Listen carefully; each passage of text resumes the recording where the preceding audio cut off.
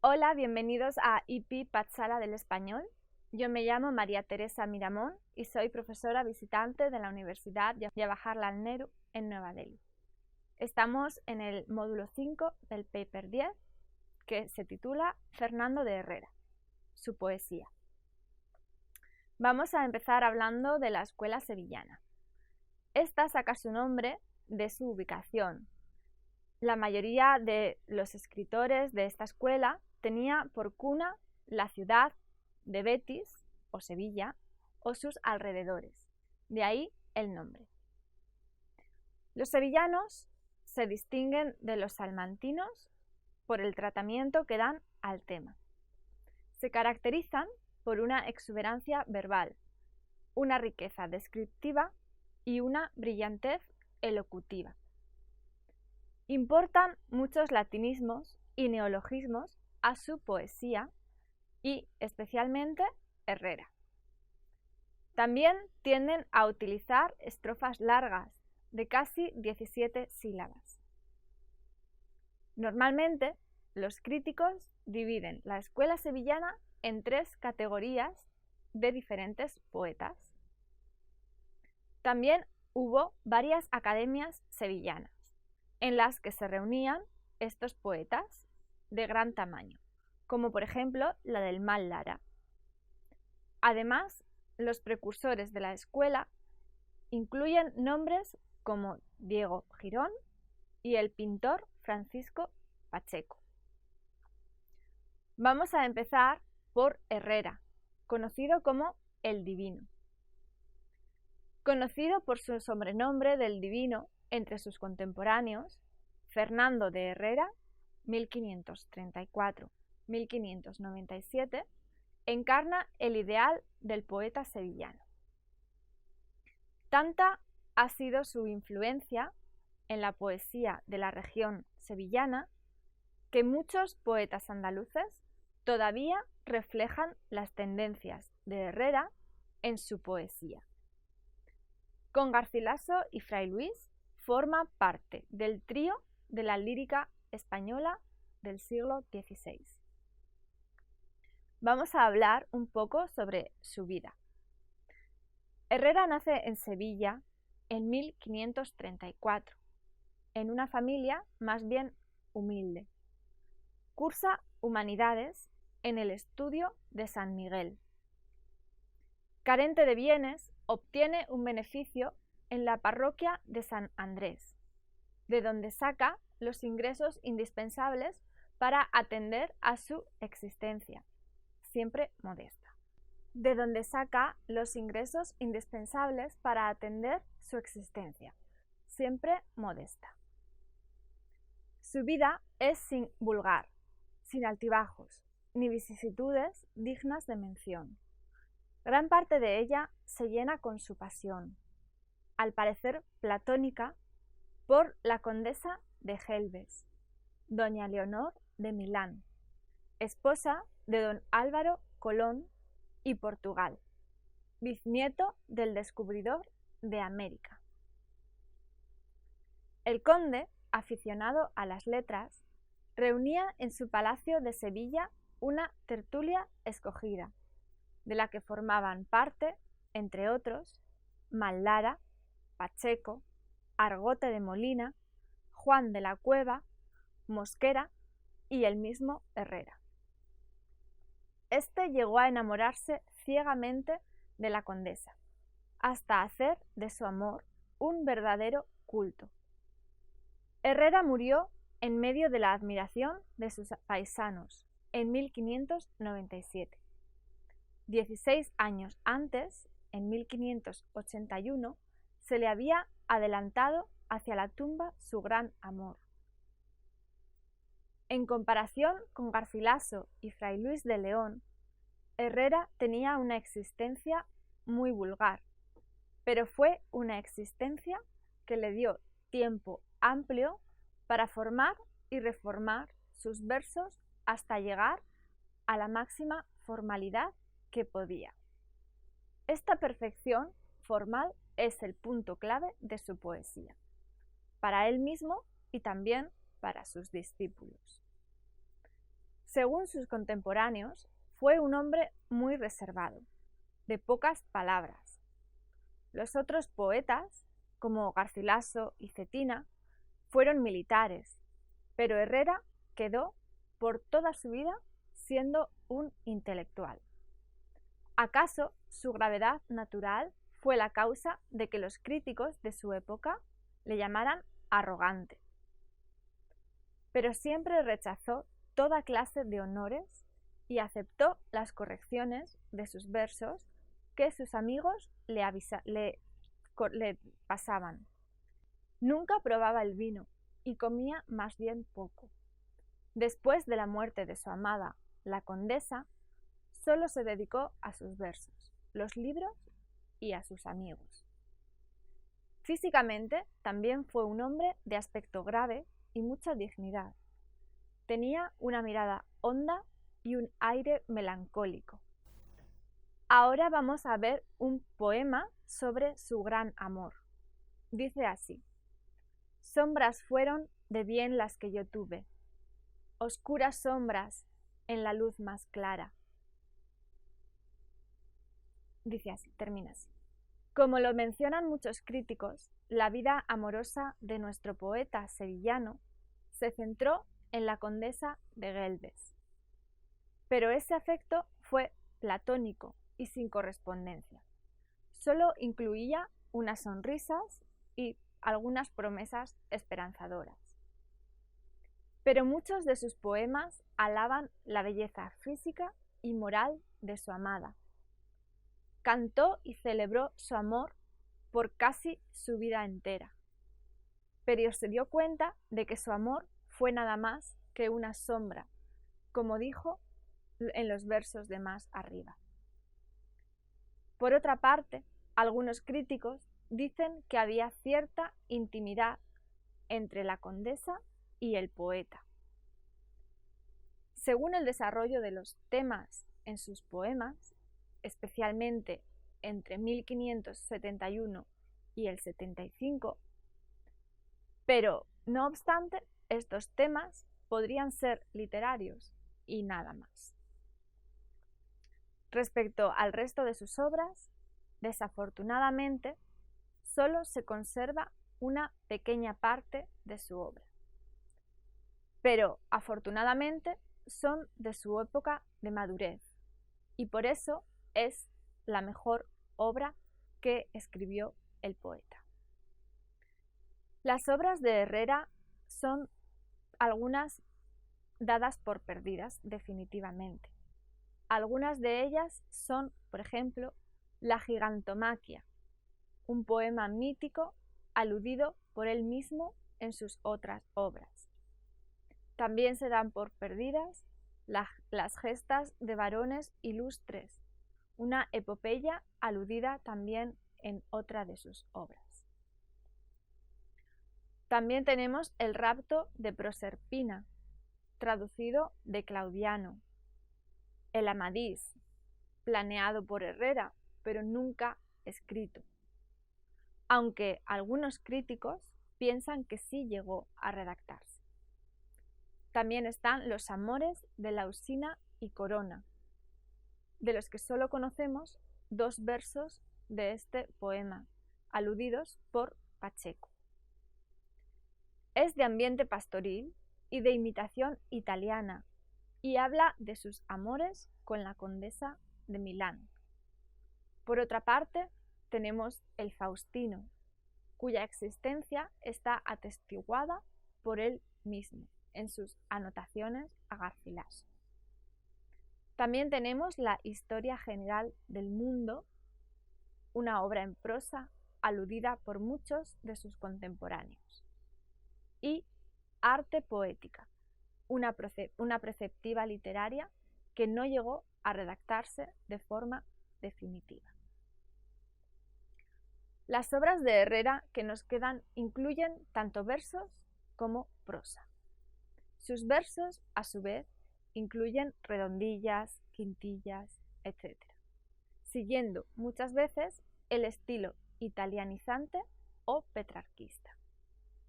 En cuanto a la prosa, solo nos quedan 2. Anotaciones a las obras de Garcilaso, de 1560, y Una controversia sobre las anotaciones. En sus poemas también existen elementos eróticos, como podemos ver en el poema que vamos a leer. Agora que cubrió de blanco hielo el oro de la hermosa aurora mía, blanco es el puro sol y blanco el día, y blanco el color lúcido del cielo. En la poesía de Herrera, que sigue el corte petrarquista, encontramos muchos elementos amatorios. Siguen la progresión del amor, la esperanza, la admiración, etc. Y también contienen muchas alusiones a la condesa de Gelbes, su amada, bajo el nombre de Luz, Sirena, Lucero, etc. Su poesía incluye sonetos y elegías. Herrera utiliza un repositorio de epítetos en su poesía con muchas imágenes deslumbradoras, las cuales su genio hace destacar. Podemos discernir en su poesía amorosa el anticipo de Góngora.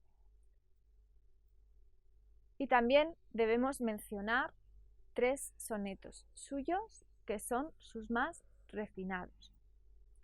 De tu cristal movible la belleza, de mi blanca sirena la luz pura y por último la elegía a la muerte de la condesa de Gelbes.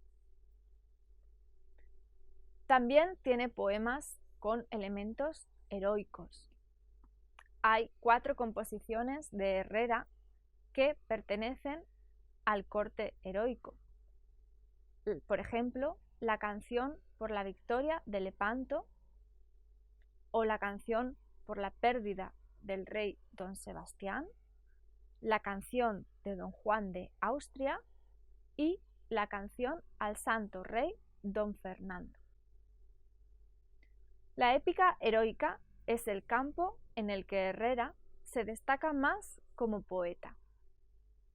Él había experimentado mucho con este género en su juventud, pero desafortunadamente se ha perdido mucho de su obra. La canción por la victoria de Lepanto empieza con el Hymnum Cantemus Domino, Gloriose enim magnificatus est, que da inicio al canto bíblico en el que Moisés da gracias por el tránsito del Mar Rojo. Esta canción de Herrera también habla de Moisés y el tránsito del Mar Rojo, en estancias de 10 versos. El poema tiene 21 estrofas en total y hay un tono elevado por toda la canción que es muy difícil de lograr sin caer en lo retórico. Dice así: cantemos al Señor, que en la llanura venció del ancho mar al trance fiero. Tú, Dios de las batallas, tú eres diestra, salud y gloria nuestra. Tú rompiste las fuerzas y la dura frente del faraón, feroz guerrero. Sus escogidos príncipes cubrieron los abismos del mar y descendieron, cual piedra en el profundo, y tu ira luego los tragó como artista seca al fuego. Por su parte, la canción por la pérdida del rey don Sebastián también tiene su origen en pasajes de la Biblia. Es el mismo cántico de Moisés, del que el Ecum et ascensorem diecit in mare aparece de nuevo. Y dice así: y el santo de Israel abrió su mano y los dejó, y cayó en despeñadero el carro, y el caballo, y el caballero. Inspirada en la derrota del ejército portugués en las aguas del Lucus, cerca del Alcázar Quibir. Esta canción tiene 13 estrofas en cada estancia. Se utiliza el endecasílabo en un tono majestuoso. Y dice así. Luego aparece un tono profético en el poema. Ay de los que pasaron confiados en sus caballos y en la muchedumbre de sus carros. En ti, Libia desierta, y en su vigor y fuerzas engañados, no alzaron su esperanza a aquella cumbre de eterna luz. La ironía, no grecolatina, sino de los profetas de Israel, también aparece en ella. ¿Son estos, por ventura, los famosos, los fuertes, los beligeros varones que conturbaron con furor la tierra, que dominaron reinos poderosos, do el corazón seguro y lo sabía? ¿Cómo así se acabaron y perdieron tanto heroico valor en un solo día? Termina este poema con un tono de venganza. Tú, infausta Libia, en cuya seca arena murió el vencido reino lusitano, y se acabó su generosa gloria, no estés alegre y de ufanía llena, despedazada con aguda lanza, compensarás muriendo el hecho ultraje. Y Luco, amedrentado al mar inmenso, pagará de africana sangre el censo. En otras canciones que no logran la misma altura de belleza y formalidad, también vemos un tono pagano en lugar de bíblico. Ahora vamos a pasar a las anotaciones a Garcilaso, que fueron publicadas en Sevilla en 1580. Estas están cargadas de valores históricos y doctrinales. Históricamente ofrecen detalles y comentarios sobre el desarrollo y el progreso de las bellas artes de la época en la que vive Herrera, y también sobre las personas famosas. Doctrinalmente ofrecen tantos detalles que se pueden formar una preceptiva literaria desde sus páginas. Esa preceptiva literaria corresponde con el ingenio de Herrera. No es fácil decir si formó según las producciones literarias de la escuela sevillana o si fue la base sobre las que se produjeron los poetas en sus obras, incluso Herrera. Francisco de Medina, el prologuista de las anotaciones, y Herrera querían crear una lengua separada del habla vulgar, solo para la poesía. Por eso buscaban voces esotéricas, con raíces en el latín, y un hipérbaton violento. Podemos discernir en todo momento un anticipo a la poesía de Góngora. Según las palabras de Díez Echarri y Roca Franquesa, dicen así: pero sería un error no ver en las anotaciones sino una teoría más o menos razonada sobre el lenguaje poético, que obsesionadamente se quiere apartar del vulgar. La doctrina sobre el neologismo y arcaísmo como fuentes de riqueza idiomática, los preceptos sobre elección de palabras atendiendo a la eufonía de sus fonemas, la constante preocupación por la sonoridad y la altura del verso, todo ello avalado con citas propias y de extraños, dan extraordinario realce a este libro y lo convierten en un código del buen gusto, manejado constantemente por los vates de la escuela sevillana, especialmente en su segunda época de plenitud. Herrera trató de mantener un alto rango de la locución poética.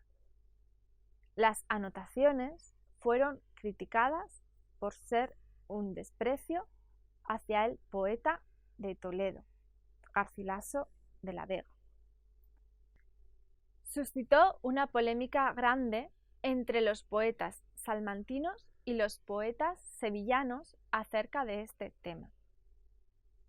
Sin embargo, Herrera solo muestra el mayor aprecio para Garcilaso y su poesía. El prólogo de las mismas anotaciones fue hecho por Francisco de Medina y tenía muchos conceptos que Cervantes prestó para la dedicatoria de la primera parte del Quijote. Como conclusión, vamos a leer otro poema, que yo, en esa belleza que contemplo, aunque a mi flaca vista ofende y cubre, la inmensa busco y voy siguiendo el cielo. En estos versos, Herrera utilizó la Biblia como fuente para su poesía heroica. En el campo de lo amatorio, sin embargo, siguió a Petrarca, Castiglione y los neoplatónicos. Pero algunos críticos piensan que Herrera entiende a Platón mejor que a Petrarca, especialmente por su exaltación del objeto amado. No es correcto decir que Herrera solo se destaca en el campo de la poesía heroica. Lo patriótico no es solamente lo que a él le pertenece. También es un poeta sentimental que trata el amor como objeto elevado. Por ejemplo, en estos versos: si contigo viviera, ninfa mía, en esta selva tu gentil cabello adornara con rosas y cogiera las frutas varias en el nuevo día. Las blancas plumas del gallardo cuello de la garza ofreciendo y te trajera de la silvestre fiera los despojos contigo recostado. De esta época también procede la épica renacentista, que se debe estudiar un poco para tener una idea del conjunto poético español. Podemos empezar mencionando a Baltasar de Alcázar, de 1530 a 1606. Este nació en Sevilla, como Herrera, pero era distinto del poeta sevillano. Su poesía no tenía rasgos similares a los de la escuela sevillana. Siguiendo a Marcial, cultivó el octosílabo, el metro tradicional, pero en ocasiones también utilizaba el endecasílabo por la influencia del verso garcilasiano. Compuso poemas festivos con mucha sátira, como podemos ver en su famosa Cena jocosa. Vamos a leer unos versos de este poema. En Jaén, donde resido, vive del Lope de Sosa y direte Inés la cosa. Más brava del que has oído, tenía este caballero un criado portugués. Pero cenemos, Inés, si te parece primero. La mesa tenemos puesta, lo que se ha de cenar junto, las tazas de vino a punto, falta comenzar la fiesta. Rebana pan, bueno está, la ensaladilla es del cielo, y el salpicón con su ajuelo, ¿no miras que tufo da? Ahora vamos a cambiar de tema y vamos a hablar de la épica renacentista. La cultura de la épica renacentista empezó solo durante el reinado de Felipe II, en la segunda mitad del siglo XVI, cuando ganó vigor la preceptiva aristotélica. Fue inspirada por el clasicismo como en Virgilio y Lucano, y en las obras de italianos grandes como Ariosto y Tasso. Los temas son nacionalistas y religiosos, según la Contrarreforma de la época, y fueron escritas en octavas reales. Hay en la épica renacentista un gusto por los temas históricos, casi un residuo del realismo historicista de la épica popular. En España, la épica continuó siendo fiel a la tradición estética. Y entre los poemas históricos destacan los que tenían por tema el reinado del emperador, como por ejemplo la Carolea de 1560 de Jerónimo de Sempere. También es importante el Carlo Famoso de 1566 de Luis Zapata, una mezcla de mitología e historia. Entre los poemas históricos destacan los que tenían por tema el reinado del emperador. Los dos poemas forman parte de las Caroleidas, o poemas escritos sobre la vida y gestas del emperador Carlos V. Del mismo tono es la Austriada de Juan Rufo, publicada en 1584. Está escrito sobre las gestas de don Juan de Austria. La primera parte de la obra se ha tomado de la Guerra de Granada, del historiador Hurtado de Mendoza, y habla de la batalla de Lepanto y su victoria sobre los moriscos en la Alpujarra. Vamos a hablar sobre el escritor Alonso de Ercilla, de 1533 a 1594. Este fue un poeta que viajó por Europa con el rey Felipe II y que participó en la conquista de Chile. Es el mejor poeta que ha escrito sobre un tema americano. A su vuelta a España obtuvo el hábito de Santiago por este hecho. Es famoso por su poema La Araucana, del 1569 al 89. En ella cuenta la historia de las luchas entre los españoles y los indios en el Valle de Arauco, en Chile. Consta de 37 cantos y en la primera parte, la mejor de la obra, cuenta la acción vista en el medio de las luchas. Vamos a leer ahora un fragmento sobre la Araucana, el cual declara el asiento y descripción de la provincia de Chile y estado de Arauco con las costumbres y modo de guerra que los naturales tienen, y asimismo trata en suma la entrada y conquista que los españoles hicieron hasta que Arauco se comenzó a rebelar. No a las damas, amor, no gentilezas de caballeros, canto enamorados, ni las muestras, regalos y ternezas de amorosos afectos y cuidados. Mas el valor, los hechos, las proezas de aquellos españoles esforzados que a la cerviz de Arauco no domada pusieron duro yugo por la espada. En las otras dos partes del poema hay muchas digresiones con el poeta describiendo temas ajenos como la batalla de Lepanto, la historia de Dido, etc. A pesar de no tener ni musicalidad en los versos ni mucha imaginación, el poema atrae al lector debido a la descripción lozana de las batallas y paisajes.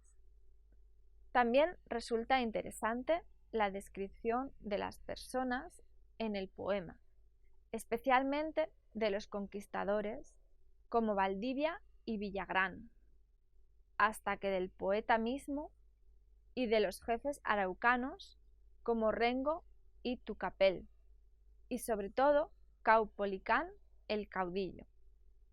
de los indios que fue ejecutado por los españoles. Otro fragmento de la Araucana dice así: el cual, aunque herido y desangrado, tanto el coraje y la rabia le inducía que llegó a Andalicán, donde alojado Caupolicán su ejército tenía. Era el tiempo que el ínclito senado en secreto consejo proveía las cosas de la guerra y menesteres, dando y tomando en ello pareceres. Lo sorprendente en el poema es la actitud de Ercilla en tratar el tema de los indios. Fue un testigo de las batallas, pero mediante su poema expresa simpatía por los indios y les hace protagonistas de su poema.